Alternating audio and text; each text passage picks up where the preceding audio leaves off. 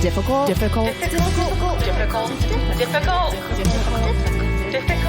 Women. Action. And go. And talk now. I'm just going to take a little snoozer. Podcast. I'm going to take a nap. You take it. You do it, Katie. Okay, I'll do the podcast. I'm Katie Frame. And Marie Celia Anderson is sleeping in the corner. A nap. Don't mind her. I'm sure. It's fine. We all need a nap. The whole freaking world needs a nap. It's a little bit of nap time, siesta. That's right. This is the Difficult Women podcast, by the way. It's a snooze fest. It's already off the rails, but that's to be expected. Guess what? What? I thrusted 85 pounds the other day. Oh, I'm so proud of you. That's like a small donkey. I have no idea how much a donkey was. That's like a really small donkey. But like one of those tiny little horses that I want to get for our Golden Girls house. Oh yeah, Didn't I it's send like a you that? large dog. Yeah, I want a large dog horse I want a large dog and a small horse for our Golden Girls ranch when we retired. I keep sending Katie like ideas for our Golden Girls house. You guys can join us. We'll have a giveaway and we'll select a listener to join us in 50 years. You better be a good roommate though, because what if we did we'll that? Kick you out if you're no what good. if we did an Instagram? You know how people That's like a big commitment. I don't know. I can't even find a boyfriend that I like. We're gonna pick one follower to join us in 50 years in Miami, Florida. What if no one applied? I bet no one would apply. No one would. No one would send it in. You're like losing your mind over there. You've been working a lot. I am. Huh? Yeah. I Oh. just am living in the Zoom to produce podcasts, yep. but it's great. But wait, you had a premiere of one of your films. You should tell everybody. I did. I had a premiere of a little spot. Don't say little. Like remember, we said a giant web series. Web series. Very large web series. It was really big. Very big web series. It's going to be huge. How does Trump say it? Huge. And it was very exciting. It's really it's very exciting to see. I get very nervous to see what I filmed on a bigger screen, because then you're like, oh, am I going to see all the problems? But it looked great. If I do say so myself. Of course. Yeah. See, congratulations. That's really exciting. Thank you. Well, you know what also is exciting? What? We got a quick little comment on YouTube. I just have to read it to you because God. Apparently you haven't seen this. I'm worried. I love when people look at our videos at Reformed Whores on YouTube. Check out. We have so many videos, you guys. Check them out. We're going to make some more, too. It's going to be great. We will be when our album comes out. All right. So we got a message for our Girls Poop 2 video. Oh, no. And this man wrote, if girls don't poop, then girls don't eat. If girls don't eat, then all girls will starve and die. If all the girls are dead, then there will be nobody for guys to procreate with. If there's nobody for guys to procreate with, then all guys will die childless. If all guys die, it's a poem. Can you tell? If all guys die childless, then our species will go extinct. Our species is clearly not extinct. Therefore, it has to be the case that girls poop too.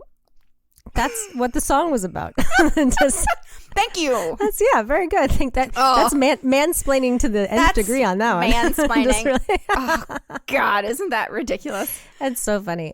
What I like about that too is the thing he seemed the most concerned about was that women were really used for procreating with men. So I was like, that's so cute. That's enough of that. Nope. No way. No how.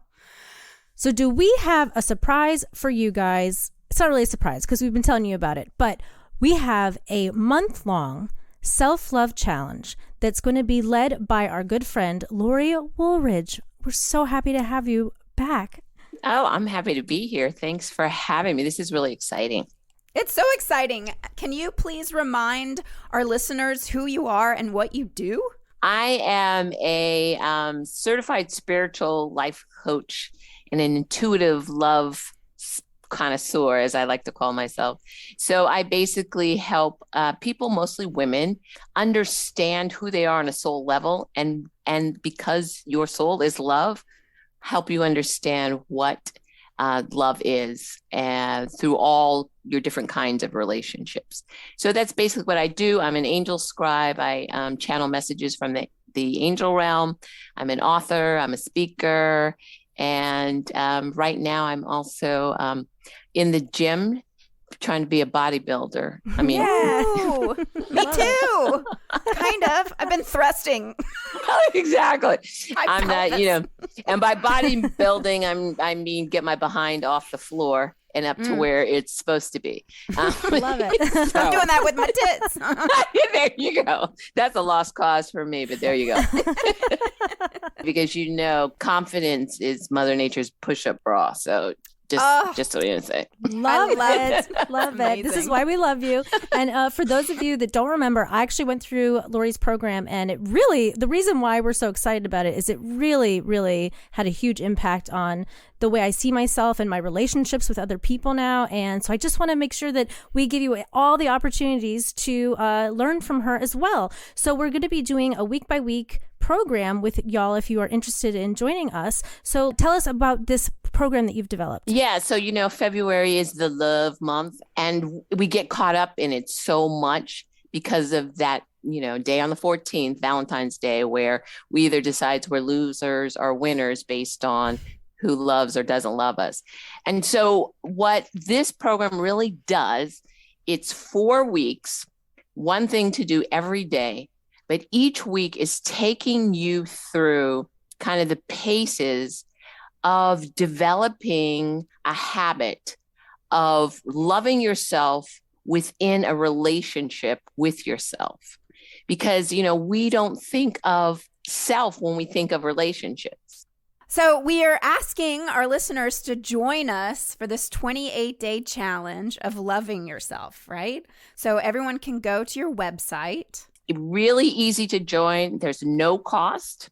And we actually have a little freebie at the end for you. So you can go to SolSexy, SOL, sexy.co. And you'll see right on the homepage a way to sign up. You will just press a little button and you're going to give me your name and your email address. And as soon as you do that, it's going to send you the workbook that you will be working on throughout the challenge. And then at the end of it all, the three of us, these beautiful, slightly difficult, but totally awesome women, and I are going to be doing a Love Challenge Soul Circle, where we can, after you've gone through the challenge, you can come back and we can answer questions and, allow us to share a little love with each other as we talk about the love that we found for ourselves. Oh, how exciting. Is there anything about this week that our listeners should be ready for in our first week of the challenge? Yeah. So the first week is just going to get you into the habit, right? So the thing that you're going to want to do is commit to this, valuing yourself enough to commit to doing one small thing a day in order to get your love on. Every day you'll do an I love you and a show and tell prompt. And that is actually telling yourself you love yourself. That can be really tough to look yourself in the eye in the mirror and say, I love you. You're also going to have a very short 2-minute, if that much, read of an angel prompt and whatever comes up for you. And it's, again, just words. You can doodle whatever you want. And then there's one activity to do. So for the first week, it's just getting in the mindset of being committed to doing one thing. And I would also recommend that you read over the night before what you're going to be doing the next day so that you can be aware of what's kind of coming up and what you're looking for. This is hugely stay in the moment, be in the moment, stay in the now kind of work. Loving yourself can be a really up and down thing. So what I'm promising you is that you are really going to be much more aware of the things that you do to sabotage the love you have for self. Recognition is the first key, and this is definitely going to get you recognizing where you're getting in your own way. Well, I'm excited about this. I think it's going to be a great way to do February because like I just said, I had such a great January. How was your January? I had such a great January as well. And actually, I was just telling a friend the other day that how cool would it be for like every single month in 2022, I do a challenge of some sort. So we just did dry January, and now we're going to do self-love February, and March is going to be what all can I munch on? Munchy March. Munchy March. Yeah. So that's what our episode's going to be about today is our dry January experience. I don't know out there if you have done dry January, if you did it this year, if you've done it before, if you're thinking about doing it, if you don't drink at all. I don't know what your situation is, but I don't know. I learned a lot. I think you maybe did too. So we thought we'd want to impart some of the thoughts that came up during this time for us during this dry January. I do have to I have to come clean though first off that I started January 2nd. I think, did I tell you that? No, but I have to come clean because I had a couple days of drinking at the end of the month, which I had planned before January started. And I think I even said it on the podcast when we sort of were thinking, like when we started to decide we would do it. I was like, there's going to be a couple days. I'm probably going to. Yeah. Because I knew I had events coming. Well, that's good to know and plan for. Yes. And I'm so glad I did it like that this time because I have a couple, like mentally, there's something about dry January where you're like, there's a safety net. Because you're like, okay, I've told myself I'm not going to drink on these days. So I don't feel like I'm going to. Like, I don't feel like there's a risk there at a certain point. So to drink in the middle a little bit was useful because then I could like reflect within the safety net of the dry January. Whatever you got to tell yourself, girl. Exactly. You know what I mean? And that was really helpful, honestly, because I realized that like, especially when I drank, there was one night especially I drank too much. And I was like, wow, I hate this. I hate this. And after feeling so good for so many days to then have this night where I drank too much, I was like, why am I doing this to myself? I was really taking stock in when I really wanted to drink.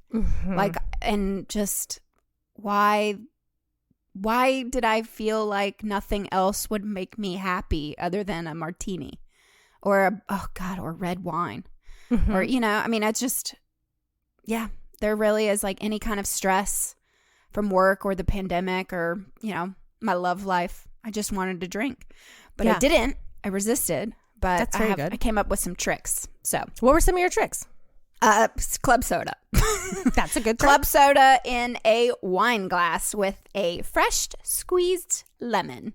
Nice. Yeah, it does not do the trick. But honestly, I will say for me, and again, I just want to tell our listeners, like if anybody is struggling with alcoholism or, we see you, we hear you. Yeah. This could be a triggering episode, so it may not be a good one for you to listen to. I don't know. I just want to put that out there because we both have struggled with friends with sobriety and stuff. Yeah, and I want to add that I think that everybody's body and everybody's like journey on these kind of things is very, very different. So things that might work for you or for me may not work for somebody else, and somebody's sort of plan after a dry January or even, whatever. So yes, I think that's extremely important to acknowledge. To each their own. Yes. When it comes to drinking. But for me, I went out to dinner one time and I got a club soda and bitters, and they put it in a fancy, I was like, can you pretend it's a cocktail and put it in one of your fancy cocktail? And she was like, oh girl, I'm doing dry January too. So she gave me this really cool cocktail, and it felt like I was enjoying a cocktail. And that was awesome because then when I got my bill, it wasn't that expensive. Yes. So that's a pro for not drinking and going out to eat, is that you save so much money. Yeah. But when I'm sitting around, I really do like to put club soda in a wine glass. Yeah. The club soda thing, I tried a couple of those non-alcoholic like kin euphorics and things like that. I don't know if you've seen those. There's another one called Ritual Zero or something, and they do these like non-alcoholic things, but they're not alcoholic, zero. And I didn't like any of them. I'm not gonna lie. They're kind of expensive, and some people love them, but they're kind of expensive. And I really gave them a good college try, but I realized that my go-to really was, I love seltzer. I'm just like a seltzer gal. So I'm definitely into that on camp seltzer. I drank a lot of seltzer this month. Yeah. Like a lot. I did learn that seltzer is bad for your teeth. And so if you are going to drink seltzer, just drink it in one sitting. Don't drink it all day long like I like to do. Just drink it once. I'll just have to get dentures. It's fine. My teeth are falling out anyway. It's fine. But I'd rather go with the seltzer teeth falling out than having liver damage for the rest of my life. You know, I mean, it's like we got to pick our battles. That's interesting. What you're saying about getting an opportunity to take stock of like why you're drinking, I think is so huge. And when you're having like a craving, what is that? What do you think that alcohol is doing for you? You know what I mean? Like, what does your brain think alcohol will fix when you're having that craving? You know what I mean? That's the thing that I was really like very aware of on this and I've done dry January 3 times. And the first 2 times it felt more like I was just like white knuckling it through the month. And this time I think I just had a lot more, maybe because I weren't going out as much, because back in those days we would be like in Charleston and we'd be like doing all these things. But I really was asking myself questions like, when I feel like I need a drink, what am I really trying to fix here? You know, the hole in my heart. The hole. I am trying to fill this hole with this thing. So like once you eliminate that as an option, you have to like look at yourself at like a totally deeper level, which can be really uncomfortable. And one of the things that popped up for me was I was way more aware of my phone addiction because I wasn't drinking. And it wasn't because I was using my phone more. I was just more aware that I was using it. And it was that searching kind of feeling when you're like scrolling through TikTok or whatever, this like searching, I'm going, I can't stop. What am I looking for? Where am I? What do I think I'm getting out of this? It's like the same thing. And I think that I was having like an existential crisis around this stuff, because I was like, wow, this is really an expression of how we are constantly searching for things outside of us to fix something inside of us that can only be fixed from the inside, you know? And I think that like, that's the dangers with alcohol for some people, not everybody, but some people for sure, is that you're using this thing to run away from your life, to hide your feelings, to not address stuff, to try to fix something, fill a hole, you know? And I definitely feel like, and I don't think by any stretch of the imagination I'm alone in that world at all. That I just, that sense of like, well, shit, this is like, what am I doing with this? Right. You know? I think for me, I use alcohol to numb, numb my feelings. Yeah. Just numb the circumstances around me. I mean, the most I ever drank was when I first moved down to Nashville. I was living in my friend's basement. I was a full-blown, I had a big problem.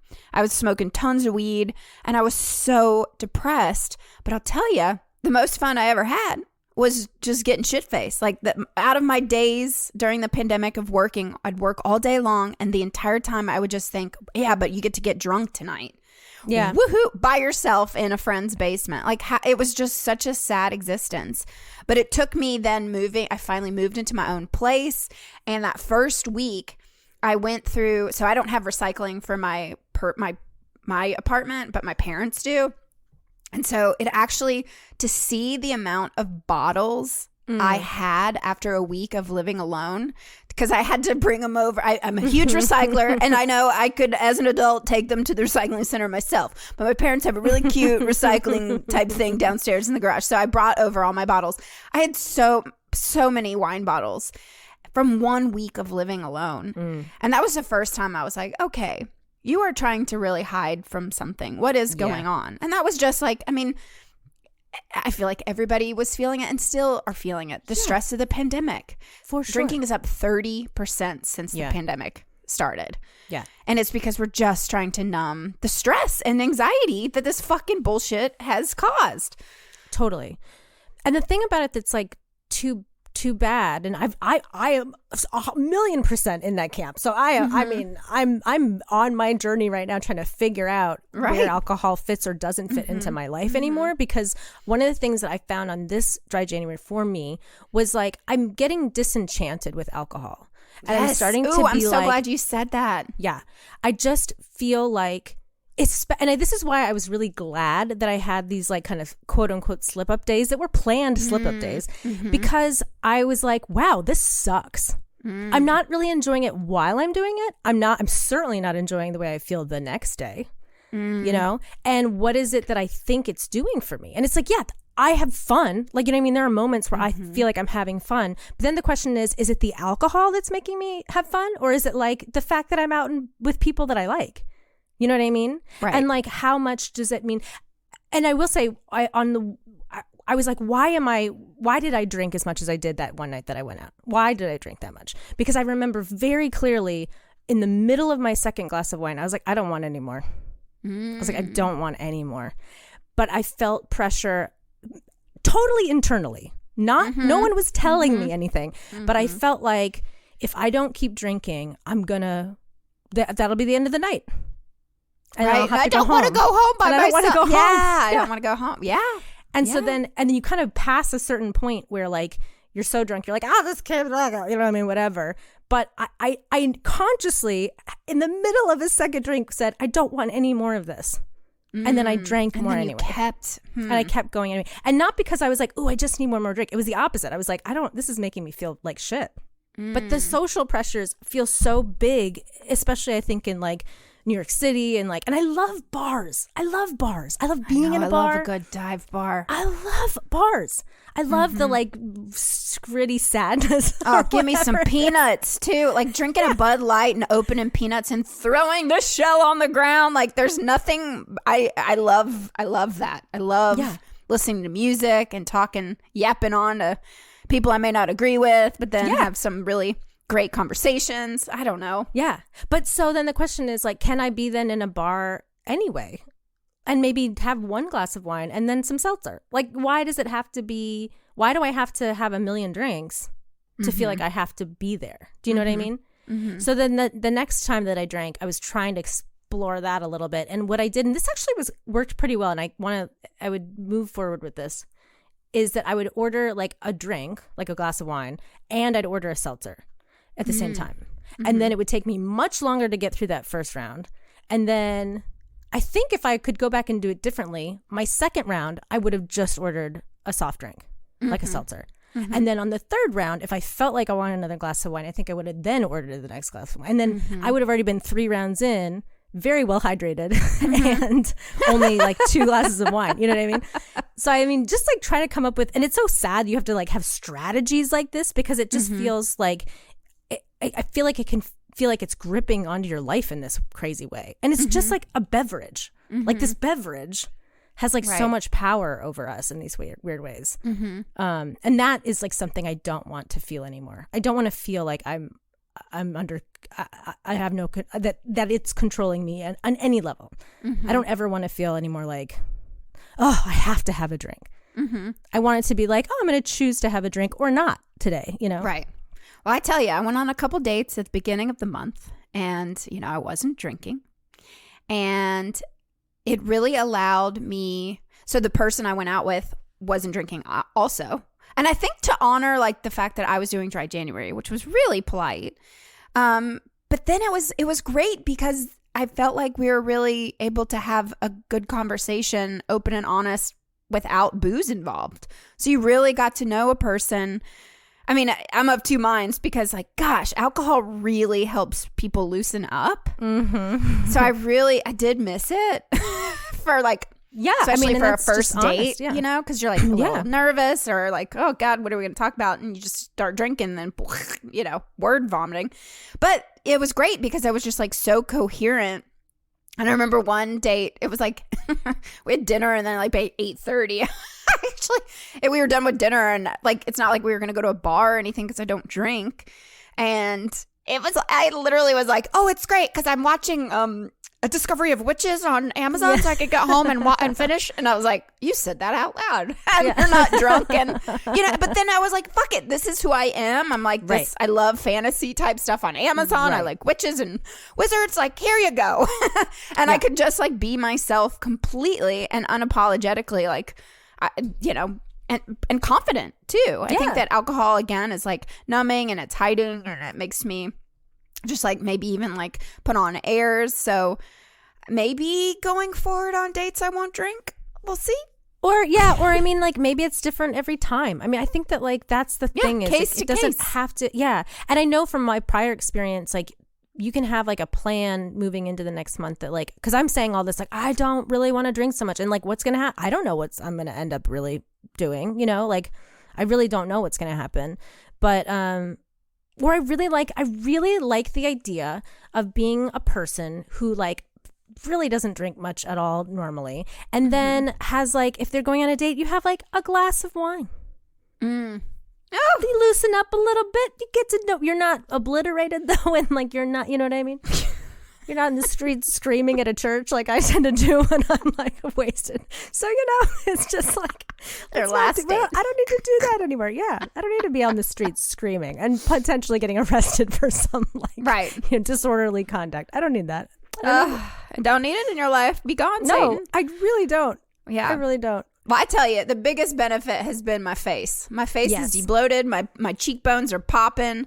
Like, there's no, like, I don't have weird bumps, And then I've just been sleeping like a freaking baby. And then I'm fresh as a daisy in the morning, and I work out first thing in the morning, and my workouts are 1,000 times better because I'm not just like this like noodle of a person. I'm actually very intentional and aware. Like, and you're like more alive. Like your body's not like spending all of this time trying to process this alcohol from the night before or whatever. It's actually like, okay, now we're gonna do something good. I struggled with my sleep for the first couple of weeks, just like getting on some sort of a sleep schedule.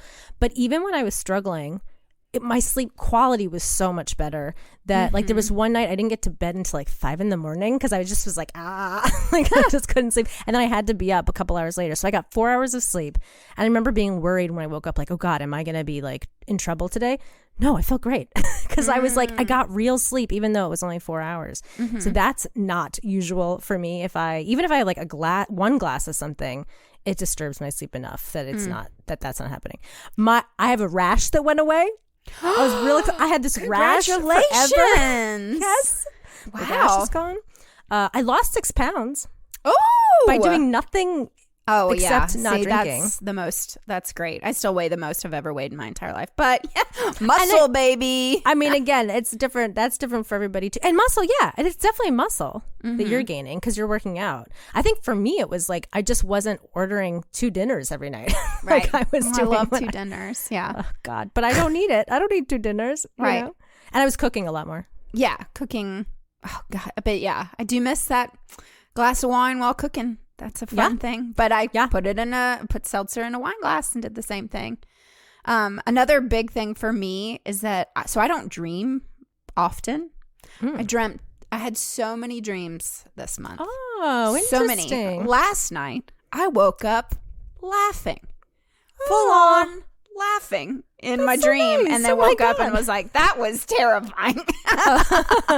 But was it like a bad dream or was it? No, something was really funny. I can't remember the dream so much, but I remember the dream I was laughing, and then when I woke up, I had a lover next to me. I scared him. I was like, did you hear me laughing? He was like, yeah, that was scary. And I was like, oh, but it's great. I'm dreaming again. I think I scared him. But I'm sober, so it's great. Anyway, yeah. But laughing in my sleep. But that's great. I mean, that's like a great thing. I don't know. I think it's cool. I don't know what's going to happen. But I did look into what are the the amounts of alcohol that's recommended to drink. What did you find? Because I found a pretty high number. I was like, great. There's lots of different things that I read. The most standard one that I found was that it's 7 units for women and 14 units for men a week. But a unit is not a glass. A unit is a very specific measurement of alcohol, and you can't measure it in volume because it's reliant on the ABV of the alcohol. So like how alcoholic it is like a glass of, a 5% beer is going to be different amount of units than a glass of a 9% beer, right?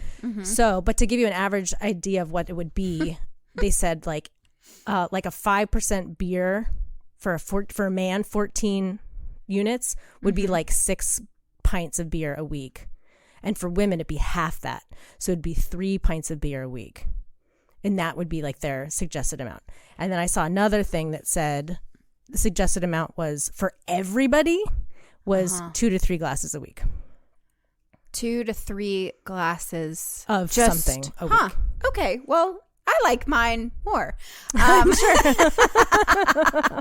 Well, so there's actually a cool article. I will recommend this. It says it was in the New York Times and actually at the beginning of January. The title was "Sober Curious: How to Embrace Mindful Drinking," and it's by Danny Blum. If you want to look it up, and then at the end of the article, she recommends. Let's see who recommends this. Because I was like, I am here for this. Oh, sorry. I thought it was a professional who was recommending this. This is just this is just another person being interviewed in the article. But she says that she's sticking to the rule of 3. So 3 drinks or less, 3 nights a week. I was like, I could get behind that. Yeah, I think for people that are that have been drinking a lot and they want to cut back, that seems like a good place to start. Yeah, totally. Sure. But there's also a book. I'm curious. I also just love the title of this book, but it's called Sober Curious. It's written by Ruby Warrington. Sober Curious: The Blissful Sleep, Greater Focus, Limitless Presence, and Deep Connection awaiting us all on the other side of alcohol. That's the title of the book. I'm going to get it from the library. But Sober Curious, I guess I could say, maybe currently I'm a little bi-curious and sober curious. Great. Meld them together. 22. Who am I? Who knows? That's great. Yeah. There's another book I want to recommend. This book I read after Nikki Glaser was talking about it because she quit drinking and she was drinking a lot to the point where she was saying that she was just blacking out almost immediately after having like a drink because her body was just like trying to shut her down. It was just really bad. So she started reading this book called Alan Carr wrote it, and it's called The Easy Way to Control Alcohol. And you start reading it, and spoiler alert, you get through the book and you realize this isn't a book about cutting back, it's a book about quitting. And he says, like, I called it this to try to get you, to rope you into reading it, but at the end of the day, like, it's really about quitting. And it's even if you're not thinking about quitting, I would recommend it. I learned so much from this book. It really helped me think about alcohol in a different way. I think it's partly why I think I'm starting to really feel like I'm disenchanted. You know what I mean? Like, I don't think that I need this as much as I thought I needed it. So especially if you're really struggling or you really, really want to, you just need some help getting out of this cycle, I really recommend reading that book. And of course, if you're really struggling, then please get help in any way you need to. If you need to go to a hospital or like a doctor and have help that way too, there are methods that you can use to help stop drinking. There's like drugs now you can take that make drinking so unappealing that people quit doing that, using that. I don't know about it. I don't know how that works. I know it's like a real thing people are doing now. But so I know that this can get like it's a slippery slope. But I do recommend that book for anybody to read if you're like questioning your drinking habits.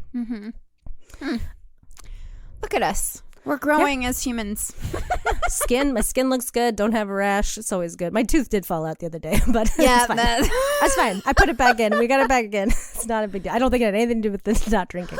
The tooth was like running to the bar. It was like, get me out of here. Right. Well, the thing going forward, I don't know what my relationship with alcohol is going to look like. That's mindful. I just want to be more mindful, but I don't want to set like limitations because then, or restrictions or like plans or like only three drinks, 3 nights. That sounds like a lot still, but I don't know. I want to make sure that every time I do drink, like I'm just mindful of it. So like going to a dive bar and having like 7 vodka sodas just because I'm there and it's Friday night and I got an Uber and like, okay, maybe it'll be worth it. But what do I have the next day? And what is that going to ruin my next day? Right. Or am I training for, I'm getting ready to go to Belize and like, I want to be fucking snatch, Yeah.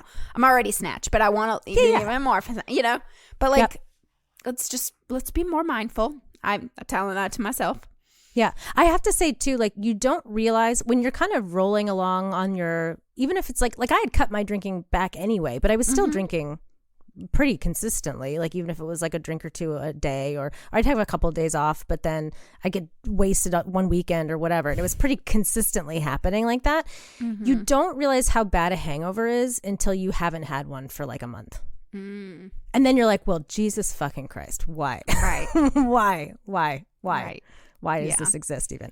Another thing that you might be interested in doing is tracking your drinking, so that, again, it doesn't have to be that you're controlling it in any way or you're trying to set limitations, but just to be able to look back on the week and see how you did or whatever. And there's a couple apps that I really, really like. I'm going to recommend. These are both free. There's one called Dry Days. It's like a UK based app, and I just love the way they put it together, and like you get a little like award every day if you don't drink, and it makes me feel good. And then if you have under 4 units, they're not like you failed. They're just like, okay, you have like a moderate drinking day, and then if you get over 4 units, they're like, you should maybe rethink that. But they're not judgy. It's just a way to track your drinking. And then if that's not up your alley, there's this new like app called Sunnyside, and it's like you text through it. So if you don't like getting texts, then maybe it's not for you. But I do like it because it's like right on my phone. I'm always on my phone, so I see it all the time. And then you can set like that week, you can say, okay, I have an event this day. I'm going to set 3 drinks for this event.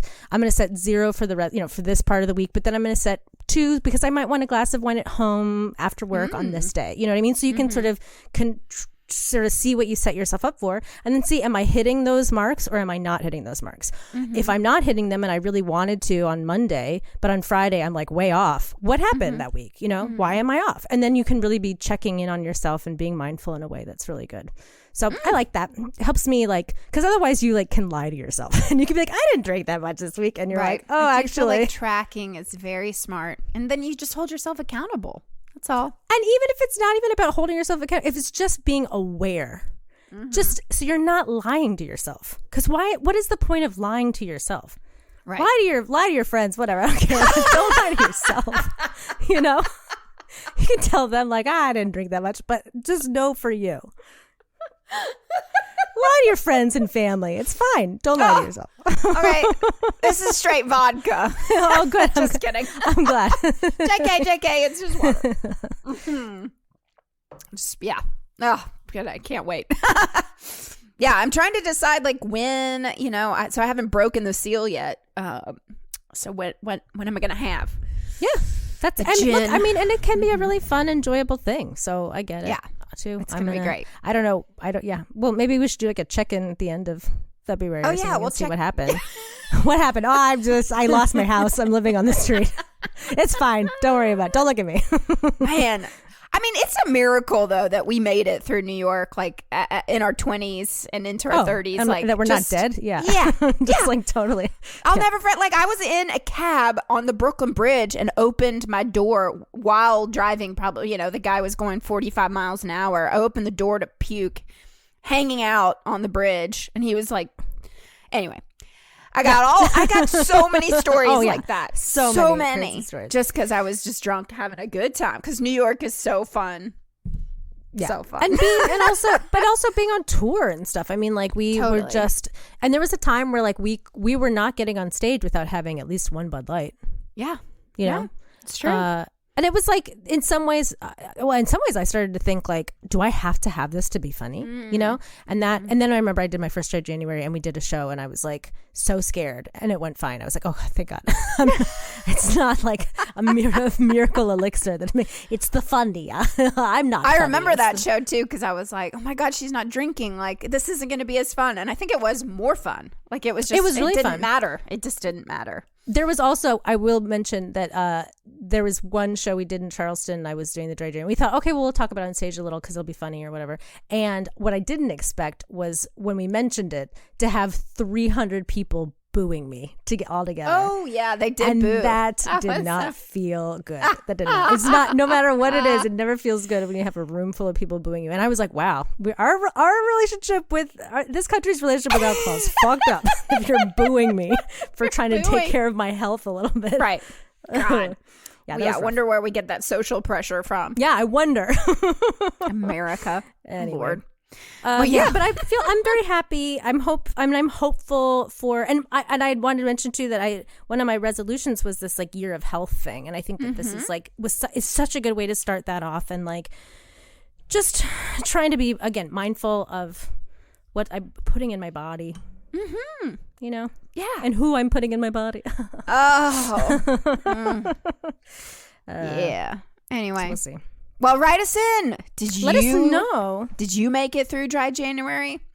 Have you tried dry January? Are you like fuck that shit, or are you like that sounds like and you can do it in February? You don't have to do it in January. You know, you can don't do feel it limited. Whenever. Absolutely. And again, if you are someone that is struggling with alcohol in a really serious way, please get help. Please get help. It's not worth just dying over. I have family members that have died of alcoholism, and it's not cute. It's not a cute way to go.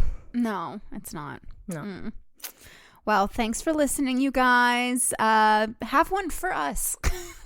Or don't. If you want. Or don't. If you want. Or don't. Yeah. Or don't. I will later. Perfect. Bye-bye. Bye.